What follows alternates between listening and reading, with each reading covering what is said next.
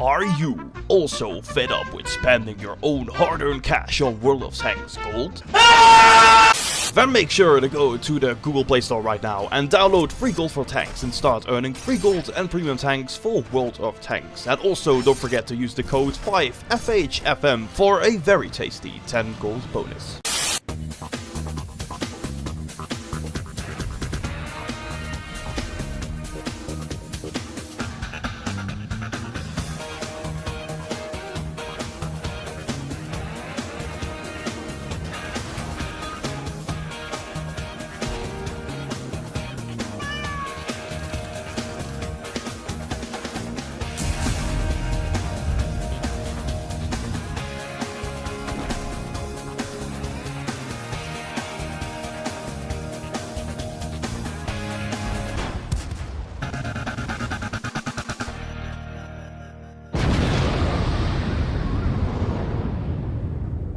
Myth number 1. Shells can ricochet from wrecks and kill another tank. So I guess that we've all seen it numerous times already before. You shoot at an enemy mouse, for example, and the shot bounces off and it hits another enemy tank that is next to it. So we all know that's possible, but do wrecks work exactly the same? Or do they interact with incoming fire another way? So, you know what, let's just test that out. So to test out this myth, I created a free tank setup. At first, me in the Panzer 58 Muts as the gunner, with no particular reason why. Secondly, one member of my testing squad in the mouse, because there's literally no better tank to bounce your shells than the flipping mouse, of course. And at last, we needed a big, easy to pen target to receive the bounced shot. So therefore, my second member of my testing squad is driving the FV4005 because of his massive weak turret. Then we went on and put the FV4005 and the mouse in an L formation like this, to increase the chance of a bouncing shot actually hitting the FV. And firstly, to demonstrate my statement, as you can see right here, with a living mouse I have no troubles bouncing the shot and hitting the FV. But we all knew that, of course. So now let's go on and destroy the mouse to see if it will still work. So 1 minute later we finally managed to drain the mouse's massive amount of hit points. So there's only one thing left to do. I set up my angle, aim my shot, pull the trigger, and whoa, I can't believe that actually worked. As you can clearly see, the shots are indeed bouncing off the mouse's rack and hitting the FV. So, conclusion. I guess the test footage was pretty clear. Even when dead, the mouse had still no problems ricocheting the shell to the FV. And I was very surprised with this result, because I was pretty sure that at least in previous versions of World of Tanks that this wasn't possible and the wreck would simply absorb the shot. But hey, maybe I'm wrong, maybe Wargaming changed it, who knows. All I can say for now is that this myth is definitely confirmed.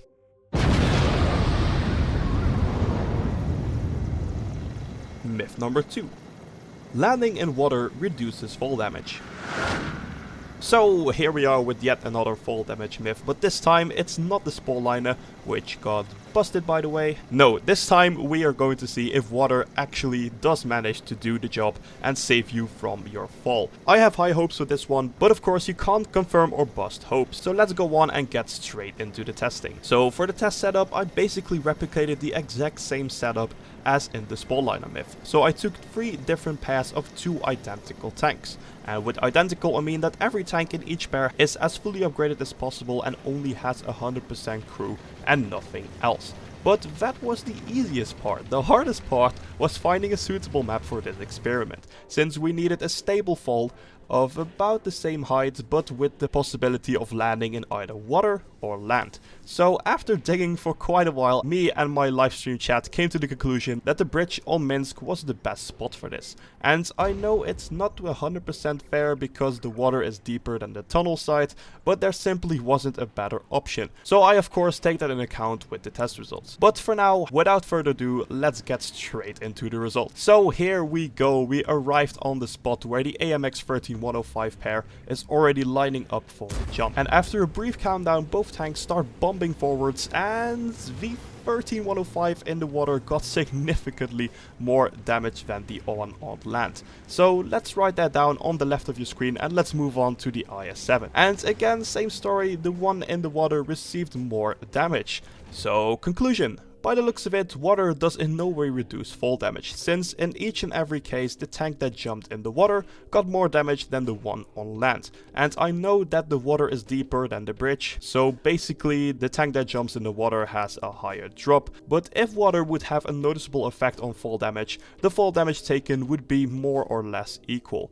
But that of course is not the case, so that's why I think it's very safe to say that this myth is busted.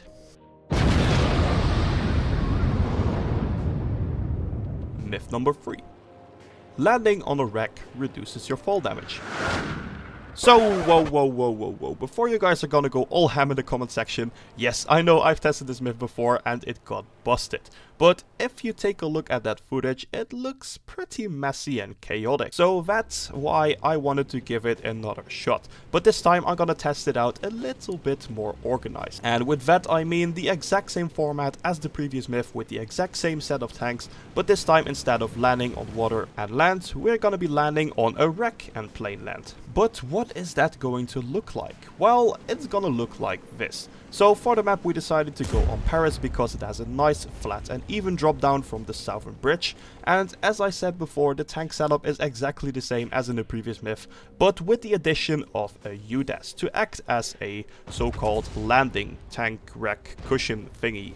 You probably know what I mean. So the experiment is quite simple. One pair of tanks drop down the bridge, one land on the UDAS, the other one land on the ground, and then we can clearly see if the UDAS has any effect on the fall damage taken by the two tanks. So with that all explained, let's dive straight into the test. So firstly, the UDAS gets killed and positioned carefully under the bridge, and now it's just a matter of dropping down. So here we go, the IS-7s go first, and that looks very promising. The IS-7 that landed on the UDAS took less fall damage than the other one.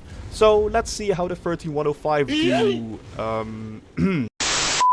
Now let's see how the E50Ms do. And this is strange now. The E50M that lands on the ground takes less damage. But wait, I can explain this, because as you can see, the E50M that didn't land on the wreck instead landed halfway on the sand hill to the left, which reduces its impact angle more than the UDAS did with the other tank. And more on that later in the conclusion of this myth. But for now, let's just finish off the HP with one last fall of the E50Ms, this time driving backwards. And boom, that was the perfect demonstration jump. That explains my theory. So now let's quickly move on to my theory on fall damage and of course the conclusion of this myth. So conclusion. As you can see, the test footage proved once again that fall damage mostly depends on the tank's impact angle with the ground. This also explains why the UDAS indirectly reduces fall damage. This is simply because the UDAS reduces the impact angle with the ground by pushing the tank a little bit forward. And the final E50M test is a perfect example of that, because as you can see right here, the E50M that landed on the ground basically hit it at a straight 90 degrees angle, which maximizes its fall damage, while the other E50M that landed on the UDAS got its impact angle significantly reduced by the wreck, resulting into a shallower impact angle, thus less fall damage. So what does this mean for the myth? Well, indirectly, wrecks do indeed reduce fall damage, simply because they reduce the impact angle that the tank has with the solid ground, in most cases. So that's why I can safely say that this myth is confirmed.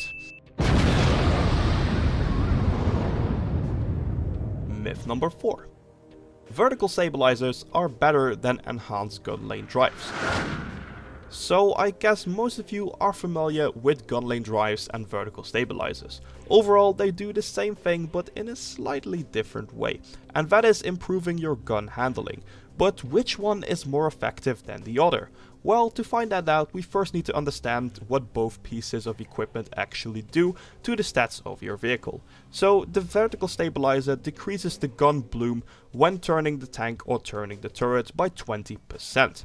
And if you don't know what the gun bloom is, it's basically the time it takes for your sights to get as small as possible. So it's basically the current size of your sights that kind of differs on how much you're moving or how much you're turning the gun.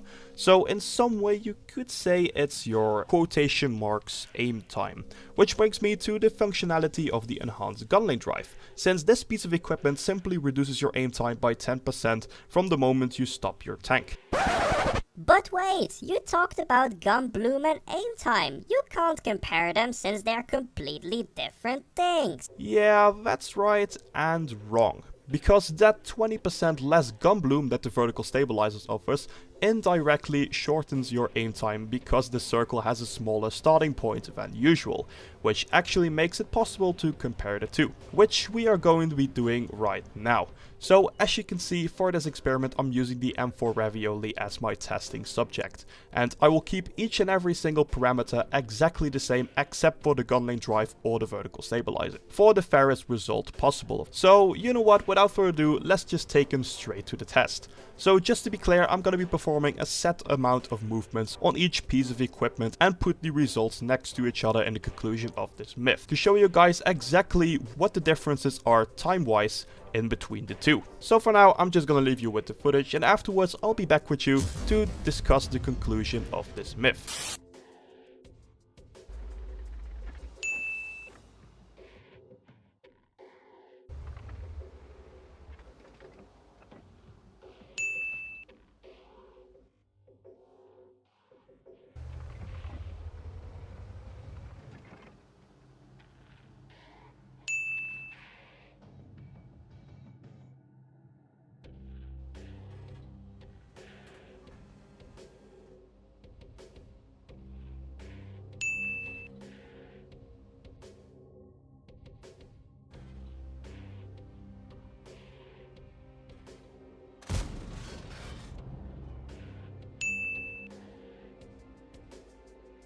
So, conclusion.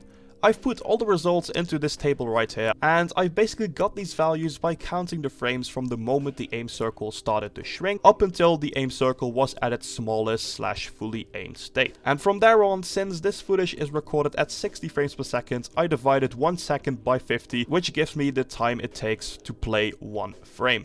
And I just simply multiply that time by the amount of frames it took for the circle to fully close in, which basically gives me the amount of seconds / milliseconds it takes for the aiming circle to fully shrink with both types of equipment. And as you can see from the results, the difference between the two is barely noticeable, and mostly comes down to about 1/3 of a second difference at its max. And one thing I noticed is at the more movement intensive actions, the vertical stabilizer came out faster most of the times, but at the more campy playstyle actions like simply shooting and moving very slowly, the gun lane drive actually came out faster.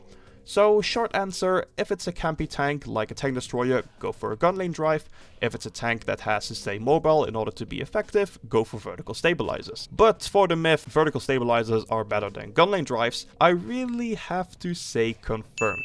Simply because the vertical stabilizer has the greatest time difference of them all in the overall more important parameters, which is accuracy after moving, which more or less forms your gun handling the most in my opinion. But hey, maybe you have a different opinion. If you have so, make sure to convince me in the comment section down below. I'm very curious on your opinions about this myth result as well.